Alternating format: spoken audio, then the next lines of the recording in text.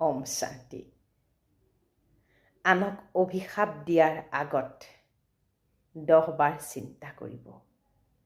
হঠাৎ মুখৰে যিকোনো শব্দ আনৰ বাবে অভিশাপ স্বৰূপত এৰি নিদিব, কাৰণ সেই শব্দই প্ৰথমতে আপোনাক বিন্ধিব, আপোনাক আক্ৰমণ কৰিব। তাৰ পাছতহে যি ব্যক্তিৰ বাবে আপুনি সেই শব্দ কৈছিল সেয়াই গৈ তেওঁক হানিব খুচিব। গতিকে শব্দ ব্ৰহ্ম। প্ৰতিটো শব্দ এনে শব্দ কওক যি শব্দই আনৰ জীৱন, হঠাতে কণ্টকময় বেয়া জীৱনো যেন ভাল কৰি পেলাব পাৰে। ভাল আৰু বেয়া কেৱল অনুভূতি। সেই ভাল বেয়া অনুভূতিক কেৱল সলনি কৰিব পাৰে আমাৰ স্বৰ্গীয় শব্দই। গতিকে শব্দ ব্যৱহাৰত আপুনি সতৰ্ক হওক।